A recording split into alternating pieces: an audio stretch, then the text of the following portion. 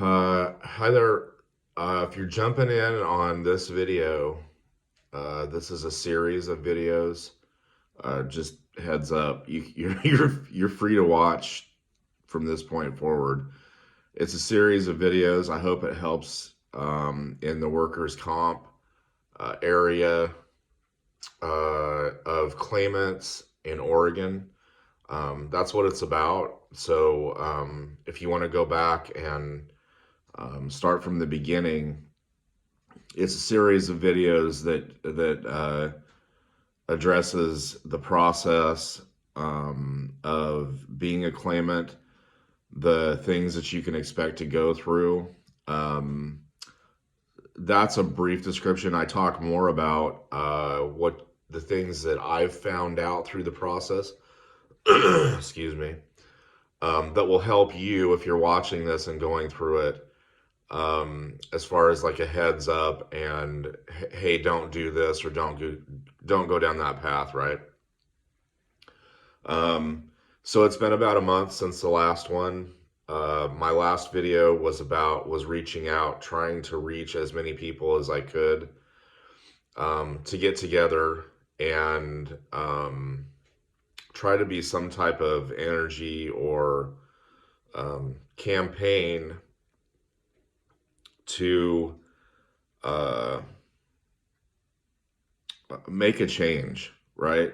Um, if you've dealt or been through the process like I have, it's been a nightmare, and I feel for you.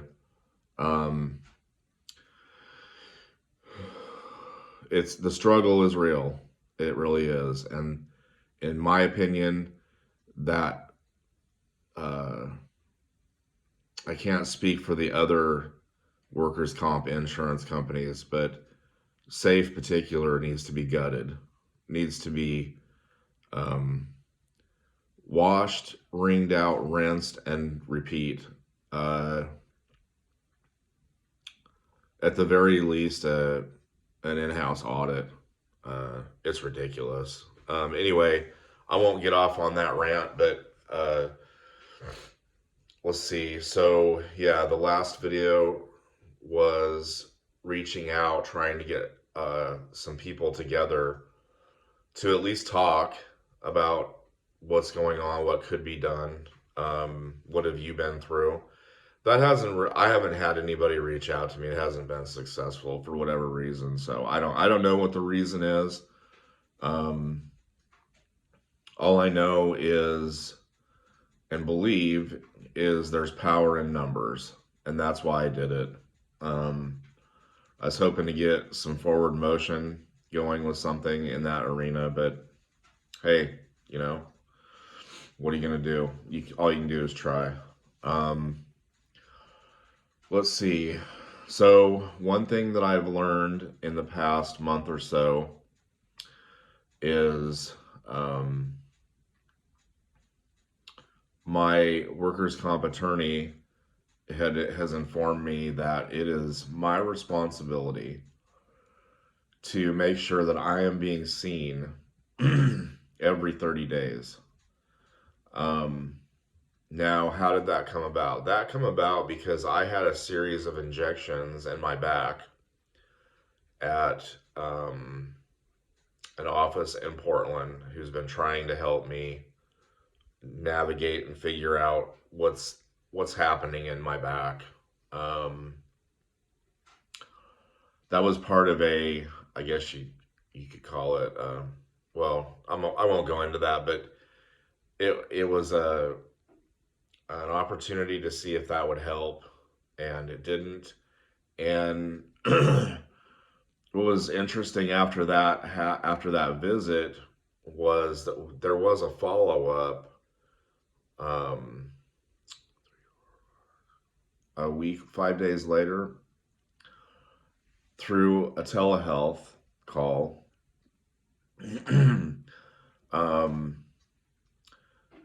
But it had been before that, it had been like clockwork. Every 2 weeks, we were in that office in Portland, talking about was there any progress made, changing medications, Um,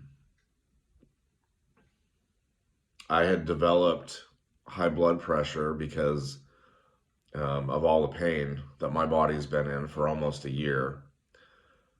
So I had to take care of that, and I'm still trying to take care of that because then it was, well, we can't see you until you take care of that because it was in such high levels, um, which I didn't think was fair at all either because the my body reacting to the accident, and it's been 10 months now that they won't. So they'll prescribe me pain medication, but they'll only prescribe me certain kinds. Because, if you've been, I don't know, if you've been living under a rock, you wouldn't know, but because of this opioid epidemic that they're calling it, doctors who write scripts or have a script book, they're really careful nowadays as to what they're prescribing.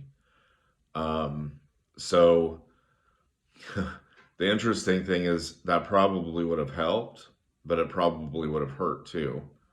And so that didn't even come up. None of those have come up, like morphine or uh, I don't know, any of the other ones that used to be readily prescribed. They're not doing that anymore. So, or at least they're not doing that there. So it's been difficult because the first family of painkillers they dove into um, gave me some pretty severe side effects, and or exacerbated the uh, the pain and some of the pain symptoms that I already had. So there was navigating that, but um, anyway, that being said, I reached out to my attorney and I was like, hey, I haven't heard from the doctor for like, you know, a couple weeks or a month and she told me, well, that's your responsibility. And I said, wow, okay. Nobody ever told me that. I thought that was, you know, managed by the attending physician. It seems like they're in charge of everything. Why would I be in charge of my appointments? It just didn't add up and it didn't make sense. But so what happens when that happens is if you go a certain period without being a claimant without seeing your attending physician, they start stopping your checks, your disability benefit checks from coming. Um, I learned that there, uh, uh, right first into being a claimant, right after the accident. And the attorney that I fired, uh, Craig Miller at Miller Law, don't use him. He's incompetent, to say the least. Um, what he did to me is the if you go back, you'll see it, but I just want to recap what he did. And the learning from this situation is the chiropractor who I was seeing at the time paired me up with Miller Law, and then the chiropractor said, "Oh well, you should go see uh, Dr. Kaluza at Rebound." Don't do that either. Um,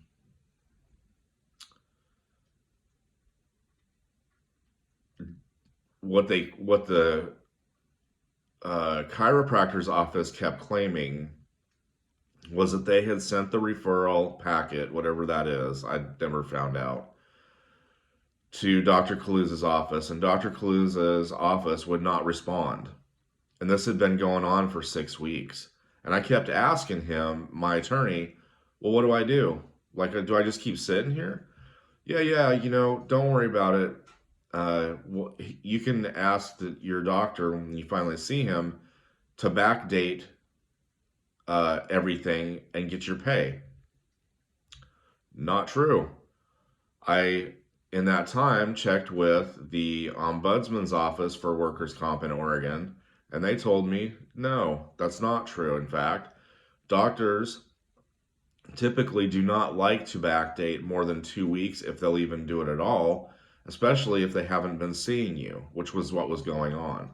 So, Mr. Miller at Miller Law, thank you very much if you ever see this, um, got me screwed out of about 6 weeks of pay because of his poor advice and the fact that he didn't know already the guidelines for that, what the ombudsman's office already knew and told me. So he's not up to date. He's not, like I said, at the very best, he's incompetent. Um, let's see what else. What else has happened? So the attending physician wanted to have an independent, or I'm sorry, well, we're also doing that too, an independent IME. Um, and then, so that's scheduled for down the road. There's a hearing, uh, and they'll do this to you too. There's a we had to move the hearing out, uh, from the first date that was set, and they moved it out and they put it 3 days before Christmas. So we thought that was really, I don't know, inconsiderate, uh, at the very least. Um, what else? Oh, so the attending physician wanted me to do a neurological, uh, have a neurological appointment done, and that just happened. Um, that was super difficult. It was because I'm having all this brain fog. Anyway, the symptoms that I described to him in the office prompted him to request this neuro law. I don't know. I can't remember what it's called. Um, appointment. These testings because he thought I had, still thinks I have some post. Ugh, this is part of it. Trying to put my words together. A post-accident concussion symptoms, and so we went through that and we tested through that. It was I think it was 6 hours, um, or longer that I was there. Um, super cool people, Dr. Renteria, at Oregon Neurobehavioral, I think is what it's called. Super, super sweet lady, super helpful, super knowledgeable. Dr. Lee also did the testing, um, under Dr. Renteria, uh, and we'll see what the results are. It was difficult. Uh, I'm having a lot of problems up there now, and that I've never experienced before. Um, you know, I'm just your average guy. My wife will tell you different. Obviously, she's biased, but I never had any of those problems. I can tell you that, not in my head. And there's a big struggle going on, and it's not getting any better. Like the pain in my back and what's going on with my back. Um, so that happened. The hearing is coming up in December. The IME, we're still waiting on the date. What happens with that? What my workers' comp attorney told me was that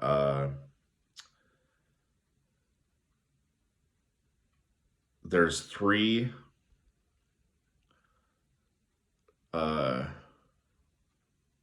let's just call them medical people chosen, and SAFE crosses one of the names off the list, My attorney crosses another name off the list, and whoever's left does our independent IME. There's already been one done, but that was by safe. So it really wasn't independent, in my opinion. They got to choose. So now it's it's the cross the two names off the list, and the third one is who is going to administer the test or the exam, I guess. Um, let's see what else has been going on.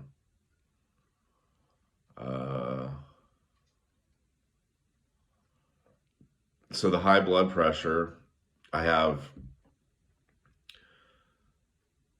because my accident happened in the timing that it did. It was my 4th day on the job. I was still in my 90-day probation period. And I never went back after the accident, because of all the pain in my back and everything else that was going on, the migraines, the nausea, whatever. That's coming up on a year. I can't. Where was I going with that? This is what I'm talking about. I lose my train of thought and I have problems articulating my words.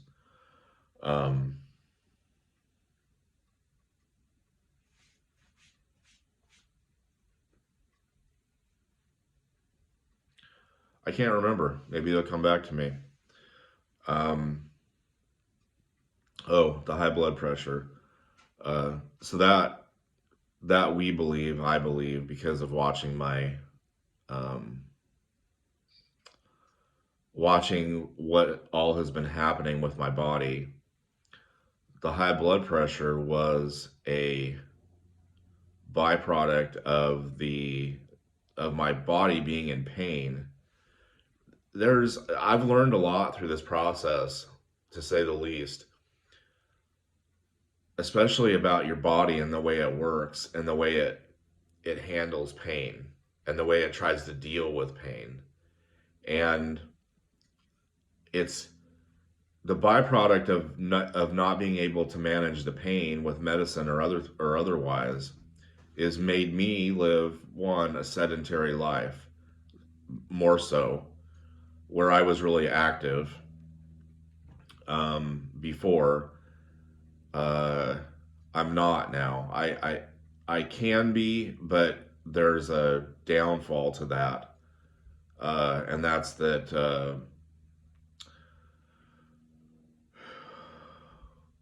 If it's a small activity around the house, it usually just takes me longer. I have to do it in chapters, if you will, depending on how strenuous it is. If it's an outside activity, like it's coming on winter, it's fall right now, but coming on winter, I've been trying to button some stuff up at the house, that never got taken care of, and it's also on the market, which we're not going to sell it, but we thought we were, and changed our mind because of just what's going on with the economy and in the world and stuff. But so I've been trying to take care of some weather related things, and just buttoning things up. If it's one of those activities out there, like mowing the lawn or something like that, it usually takes me, and I'm gonna tell you, we have a really small front and backyard. It takes me a couple days sometimes, most of the times, to mow it, because I can only be out there doing that activity because it's more strenuous than the ones inside, as I'm sure you figured out. It takes me longer to do that. The downfall of that is that it usually takes me a couple days to recover after that, because it throws all of I guess my muscles or whatever, or exacerbates the problem, or my muscles are then all inflamed. um, and probably more that I don't understand, but it hurts really bad. So I have to stay still, excuse me, for a couple days. And it's just been this, it's just the whole time. And it's really hard to deal with and manage. It takes some thinking ahead, and we've had to put off some things like a family reunion because I can't fly and I can't ride in a car that long, um, and some other things. So it's drastically changed my life, and it's been rather difficult because I'm newly married, and um, she would never admit that, of course, but there's been a lot of things that I've wanted us to do and take part in, and I just can't. I can't do. I physically can't do it because it's too painful. Anyway, enough of my whining. So they're trying to manage the blood pressure, and they didn't want to do that, but the attending physician at the pain management place I was going to, which is Compass Pain and Wellness in Portland, Oregon, um, he was kind of forced to because this accident happening on the fourth day of employment. um, I there wasn't a check there because to take the benefit payment out for health insurance.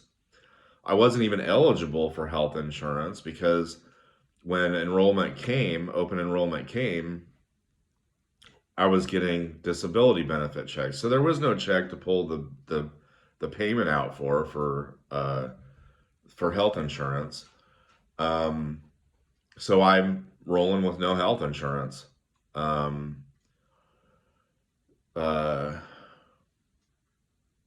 Again, if you're jumping in on this video, there's a lot of the backstory you missed. What happened was they sent a driver trainer with me that day, and he wasn't help. He's the one that got me into this situation that I'm in because I was backing out of a driveway where there was a fence and some other stuff, and I couldn't see. There were no notes in the little electronic device that they give us. Hey, don't pull in this driveway. Like you can put in there, beware of dog, or leave it the fence or whatever.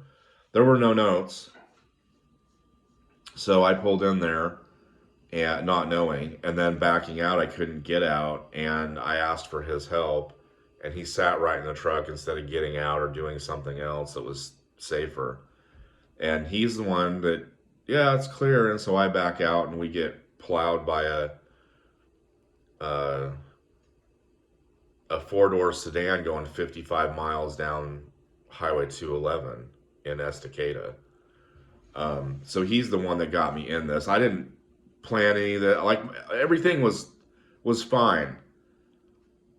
All my ducks were in a row. Everything was fine until I got into that situation with this company and with him.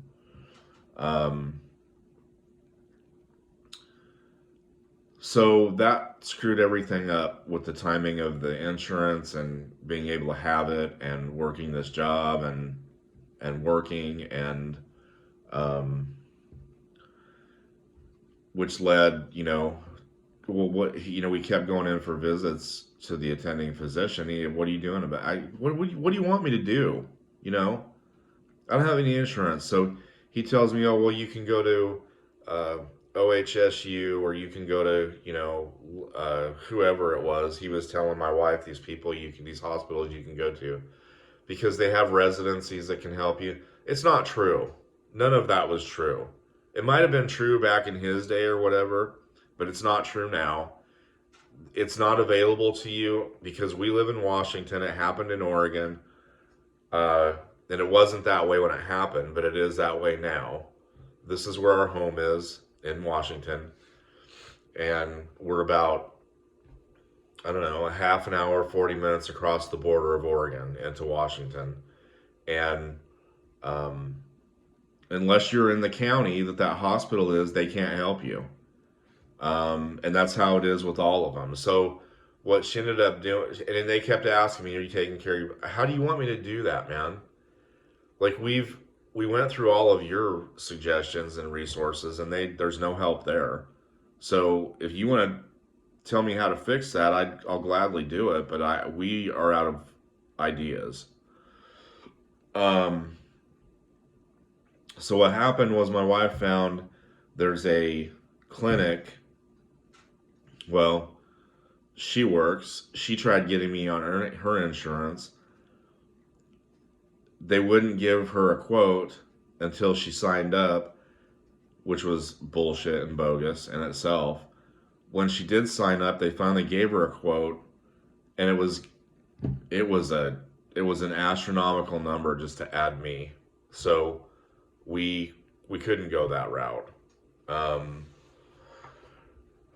what she did find was there's a clinic um, that sees people who are in my situation who don't have insurance or who are low income or whatever, and they go by your with me it wouldn't be a pay stub, it'd be a disability check. And the problem was is I've waited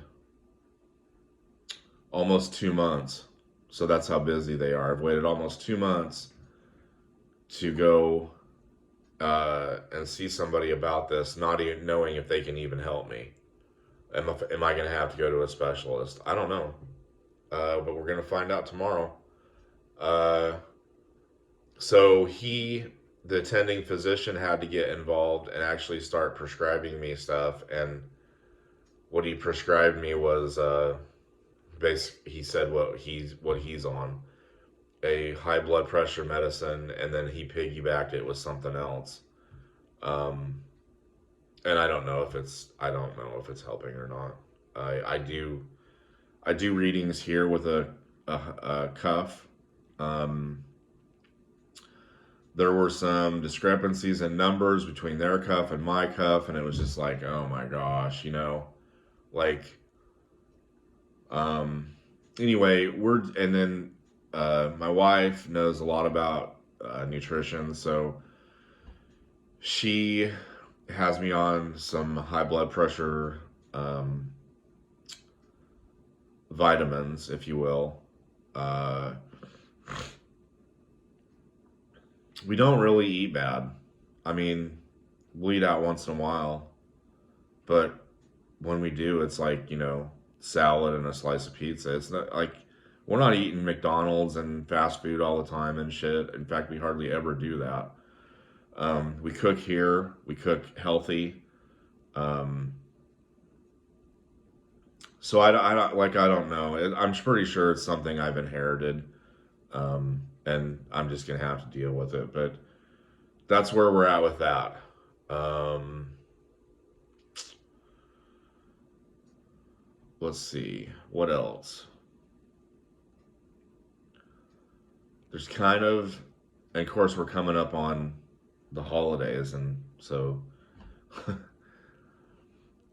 it's just I remember last year because it happened in November. The accident happened in November. Trying to get appointments and stuff done in December was almost impossible. Um, we're coming up on that. Uh, again, do not make sure if you're jumping in now. I'll just recap a little bit. If you've had an accident and you have to go, if you have to use the route of workers' comp,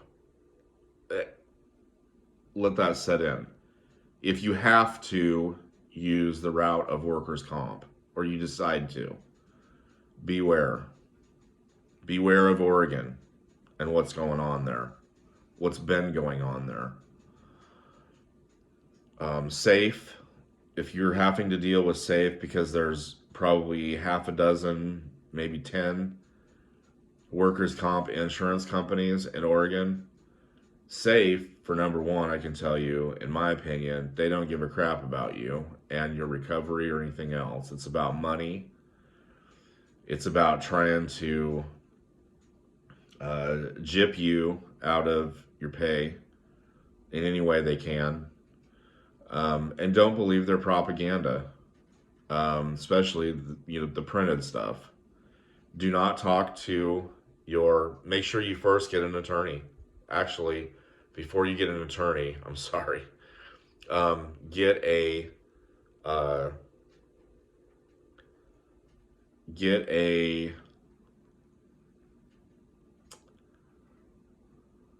go see an orthopedic physician. That's where you need to start. Don't go to a chiropractor. Go see an orthopedic surgeon or an orthopedic doctor and uh, get it started there. Why do I say that? Because that's what they're going to make you do anyway. So you might as well cut them off at the pass and go there. An orthopedic sur an orthopedic doctor is one of the only ones who can, well, one of a few who can be your attending physician. A chiropractor cannot be your attending physician. A massage therapist cannot be your attending physician. A regular doctor cannot be your attending physician. But what they are in charge of is they're in charge of the whole circus. And they're the ones who have to say, you have to get their approval if you want to go somewhere. So you might as well just start there. That's where I should have started. Don't necessarily believe their promises. Dr. Kaluza at Rebound promised my wife, at the time my fiance, oh yeah, we'll have him up and going in 6 weeks. Not true. And I'm going to tell you, that dude did nothing but harm me and my body and the process. In fact, it was probably a setback from what he did, which was not listening to the patient. That's the other thing we found, as it was described to us by Dr. Baylog, who I am with now, my previous so we've been through 2. This is the 3rd one. The first one I fired because he wasn't helping me. That was Dr. Kaluza. The second one was at this same place where I'm going now, but he got fired. Me and my wife, who were in the appointment, and a bunch of other people we found out before us, have filed complaints against him. He was just initially, the very first visit, maybe 2 were okay, and then the guy turned into just an asshole. And he got like defensive when you asked him questions, and it was crazy. And the more that we talked, my wife and I talked about it, the more we thought about it, we decided that we need to call and let somebody know. So we did.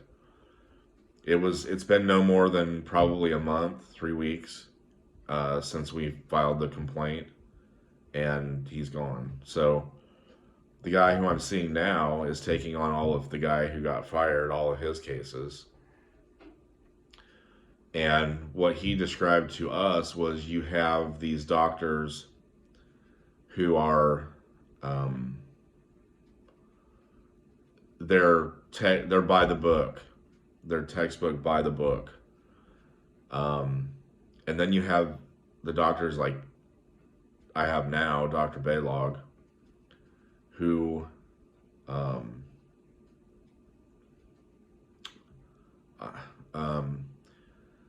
let's just say that they know the system. They know what the system's about. They understand the ins and outs. And he's been more of a patient advocate than I've ever seen in the 3 doctors I've had. The first one, that's all the chiropractor talked about, was how Dr. Kaluza this, Dr. Kaluza that. Oh, he's worked with us in the past and been great, and he's a patient's advocate doctor. Not true. Not true. In fact, the very last visit I had with him, the dude was just kind of like cold weird anyway. There was like, he wasn't warm, he wasn't congenial, he wasn't even hardly friendly. Um, if he smiled, it looked fake. Uh, that's kind of that's kind of been the like overall theme through this whole uh, process. Is you, if you're a workers' comp case or claimant, you're treated differently. You're pushed out as far as appointments. The importance level goes down. I've noticed that with appointments and uh, just other things. There's like, they just don't treat you very well compared to other patients. Um, anyway, yeah, the last visit with this Kaluza clown was like I always do. When he came in, we were waiting for him, and I said, "Good morning, Dr. Kaluza. How are you?" Um, and he just kind of paused for a minute, and then he went into this whole story about how him and his wife haven't been getting along, and this, that, and the other. And it was like, what? Like, we literally sat there for about 5 minutes, which felt like 15, talking about his life, his marriage, um, what they've done, how they've come out of it, and it was just like, what the crap, you know? Is that what's been going on with you, dude? Like, is that why I can't get any help or get your attention or get you to listen to me? Very unprofessional, very unprofessional. And so that was the last visit with him. Um, lo and behold, as I was trying to find a new attorney because he was the first one I fired, uh, in talking to other attorneys and then them hearing the story, they were, or she was, I can't remember her name right now, but she couldn't take my case because she was too busy. But she referred me to somebody else, and in telling her my story about what was going on with Kaluza, she was like, "You need to get out of there, Dan. He's not doing you any favors." And the same thing with Miller, but Craig Miller at Miller Law. You need to. So, thankfully, I took her advice. I listened to her, and we moved on. And it's been better. Um, it's just a different. And I've never been through this or anything like it, but um, it's just really different. It's a You start to see more of the smoke and mirrors of workers' comp. Um, it's a it You start to see more that it's not about you. It's about trickery. It's about how they can get out of paying for your complete care and recovery. How it gets to be about not your symptoms, but what's been accepted or denied as far as your conditions. It's really, really weird, strange ins and outs. Anyway, that's kind of what has been going on. I can't really think of anything else. We're still curious. There still is a question out there from about three of us, why I haven't seen um, an orthopedic surgeon.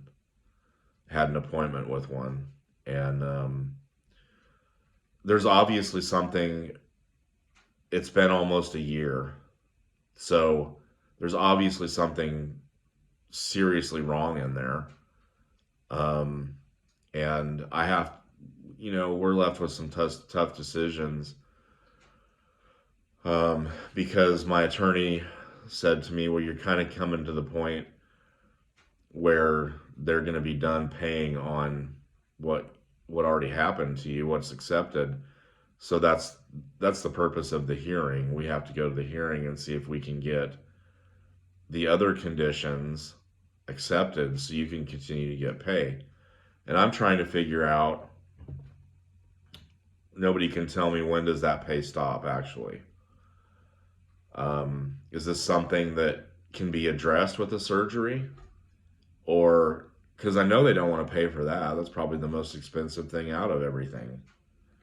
Um, and then how do you pick that? Who gets to pick the surgeon? Because it's my body, it's my accident, it's my injury, you know.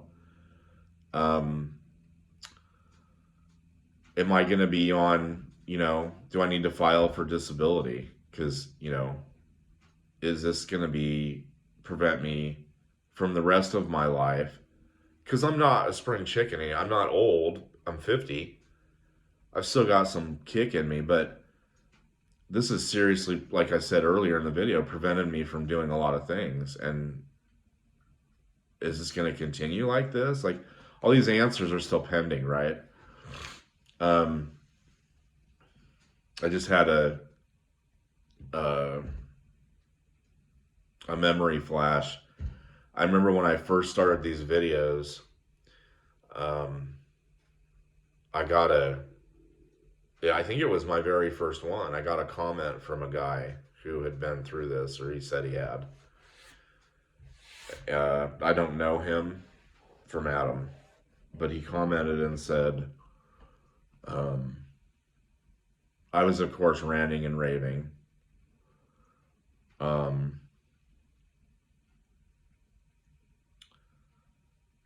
I just got me some weights and I exercised something like this. I exercised, used the weights, and my pain, you know, eventually went away.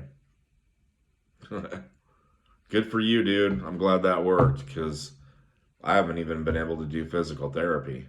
So, um, yeah. Anyway, that's where I'm at in a nutshell. It's been about a month, I think. And so I wanted to give an update on the things that I've learned, a little, you know, compressed uh, overview of kind of what it is if you're jumping in right here. It's, I'm not make, I'm, the only reason I'm making these is for a learning purpose. I'm not getting any money off of these. This is not a monetized channel. I don't know how to do any of that. My goal was to do something for my fellow man so they can get sideways with somebody, or, you know, maybe you started watching this, you know, hopefully right where it intersected your accident, and it can save you some heartache and some bad decisions. That was my whole purpose of this. So, um, I'd still, if you're out there, I'd still love for us to get together. Not like, you know, I mean, I'm not talking like physically get together, have pizza and talk. We could do that for sure. But that's not what I'm talking about. Get in contact with each other, share stories. Is there anything that we can do to, um, can we all get together as a group and take a legal action? It's all over, you know, whatever, social media, the TV, wherever you go now. This Monsanto, the, what do you call it? The spray, the weed killer, the mesh from your abdomen, like all kinds of stuff. I'll tell you, I would love, because of the fucked up, excuse my language, way they're doing things in Oregon. I guess that would be another reason to tell you right now that if you're a resident of Oregon and you're hurt on the job, you cannot sue your employer. Let that sit in. You cannot sue your employer for mismanagement, wrongdoing, anything. Unless it's like one of these, you know, like the example was given to me, if you're given unsafe equipment, that's another thing, like a big rig, or if you're on scaffolding, doing work and you fall or injured or what. Those are different scenarios. How that is, I have no idea, but they're different scenarios. And There are attorneys who do, I think it's called ELLs. Um, it's like a loophole in the modern day workers' comp insurance where you can go after your employer, but it has to be very specific. Mine, I contacted two or three people, and I guess it wasn't a slam dunk for them. I don't know, but I'll tell you, if I get the chance, if I get the chance, and it's a good chance, um, I'll do what I gotta do. So um, that's kind of where that all rests and sits, and we got some stuff coming up again, but yeah, that's why. Uh, Boy, it just really it wrecked me financially, and um, the guy who they sent with me is covered by them because he's an employee. If he was like on a 1099 or something, we probably could have done something more and more sooner. But um, yeah, that's kind of what's been going on, and just you know, boy, if you find this in random and you're thinking about moving to Oregon, don't go visit it. Go live somewhere else where they give a shit about taxpayers. So uh, the whole state is fucked as far as I'm concerned, and um, it's going to continue to be until they get Tina Kotek and her cronies out of there.